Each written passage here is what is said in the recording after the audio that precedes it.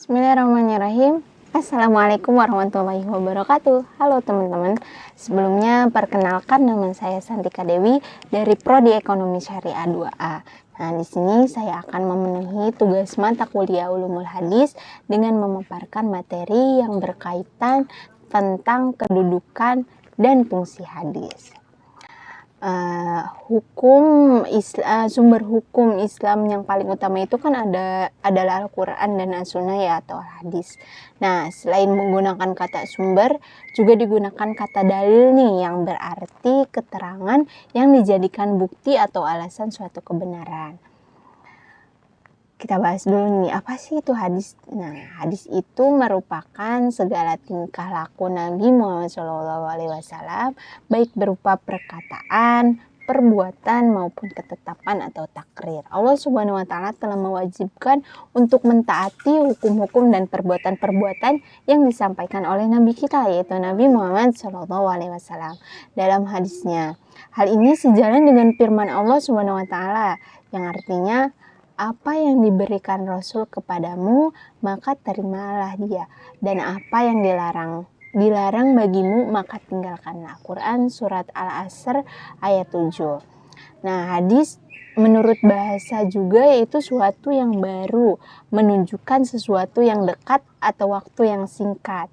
Nah, hadis juga berarti berita, yaitu sesuatu yang diberitakan atau diperbincangkan dan dipindahkan dari seseorang kepada orang lain. Sedangkan hadis menurut istilah syara itu hal-hal yang datang dari Rasulullah SAW, baik itu ucapan, perbuatan, atau pengakuan atau takrir ya.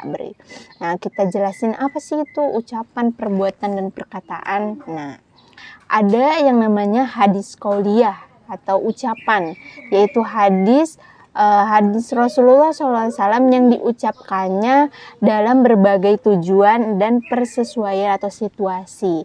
Nah, ada juga hadis piliyah, yaitu perbuatan-perbuatan Nabi Muhammad SAW, seperti pekerjaan melakukan sholat 5 waktu dengan tata caranya dan rukun-rukunnya, pokoknya pekerjaan menunaikan ibadah haji, terus pekerjaan mengadili dengan satu saksi dan sumpah dari pihak penuduh misalkan, dan masih banyak lainnya.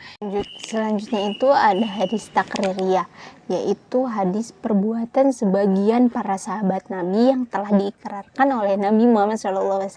Baik perbuatan itu berbentuk ucapan atau perbuatan, sedangkan ikrar itu ada kalanya dengan cara mendiamkannya dan atau melahirkan anggapan baik terhadap perbuatan itu, sehingga dengan adanya ikrar dan persetujuan itu, bila seseorang melakukan suatu perbuatan atau mengemukakan suatu ucapan di hadapan Nabi atau pada masa Nabi mengetahui nih apa yang dilakukan orang itu dan mampu menyanggahnya, namun Nabi diam dan tidak menyanggahnya, maka hal itu merupakan pengakuan dari Nabi. Keadaan diamnya Nabi itu dapat dilakukan pada dua bentuk nih. Yang pertama itu Nabi mengetahui bahwa perbuatan itu pernah dibenci dan dilarang oleh Nabi. Dalam hal ini kadang-kadang Nabi mengetahui bahwa siapa pelaku berketerusan melakukan perbuatan yang pernah dibenci dan dilarang itu. Diamnya Nabi dalam bentuk ini tidaklah menunjukkan bahwa perbuatan tersebut boleh dilakukannya. Dalam bentuk lain, Nabi tidak mengetahui berketerusannya si pelaku ini nih melakukan perbuatan yang dibenci dan dilarang itu. Diamnya Nabi dalam bentuk ini menunjukkan pencabutan larangan sebelumnya. Yang kedua itu Nabi belum pernah melarang perbuatan itu sebelumnya dan tidak diketahui pula haramnya. Diamnya Nabi dalam hal ini menunjukkan hukumnya adalah meniadakan keberatan untuk diperbuat gitu, karena seandainya perbuatan itu dilarang tetapi Nabi mendiamkannya padahal ia mampu untuk mencegahnya, berarti Nabi berbuat kesalahan dong, sedangkan Nabi terhindar dari kesalahan. Selanjutnya ada hadis menurut sifatnya nih, mempunyai klasifikasi sebagai, yang pertama itu ada hadis sahih. Hadis sahih ini hadis yang diriwayatkan oleh rawi yang adil, sempurna ingatannya, sanadnya bersambung, dan tidak berilat dan juga tidak janggal matanya. Yang kedua ada hadis hasan. Hadis hasan ini diriwayatkan oleh rawi yang adil juga, tapi tidak begitu kuat ingatannya atau hafalannya, bersambung sanadnya dan tidak terdapat ilat dan kejanggalan pada matanya. Yang ketiga itu ada hadis doib. Hadis doib ini hadis yang kehilangan satu syarat ataupun lebih dari syarat-syarat hadis sahih ataupun hadis hasan tadi. Nah, selanjutnya ada kedudukan hadis terhadap Al-Quran. Dalam kedudukannya sebagai penjelas, hadis kadang-kadang memperluas hukum dalam Al-Quran atau menetapkan sendiri hukum di luar apa yang ditentukan oleh Allah dalam Al-Quran.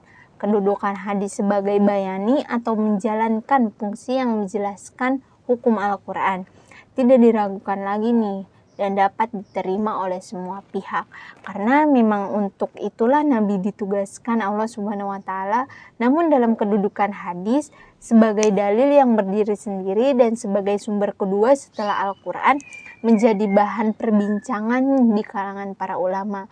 Perbincangan ini muncul disebabkan oleh keterangan Allah sendiri yang menjelaskan bahwa Al-Qur'an atau ajaran Islam itu telah sempurna.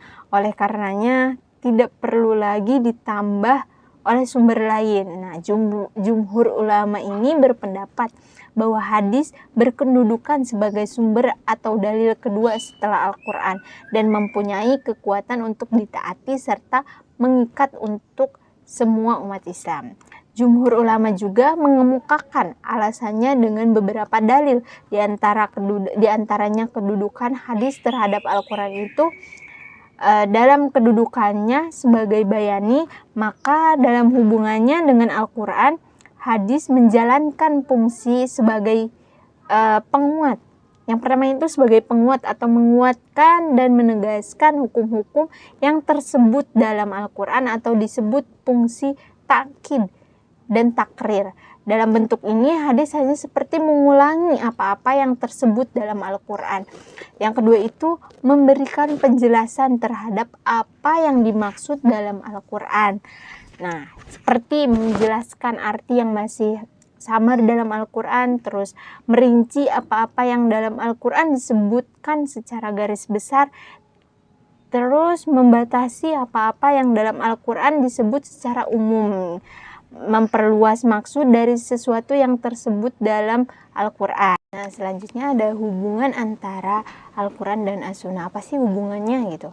Bila kita lihat dari fungsinya tadi, hubungan hadis dengan Al-Quran ini sangatlah berkaitan nih, karena pada dasarnya hadis berfungsi menjelaskan hukum-hukum dalam Al-Quran dalam segala bentuknya sebagaimana disebutkan di atas.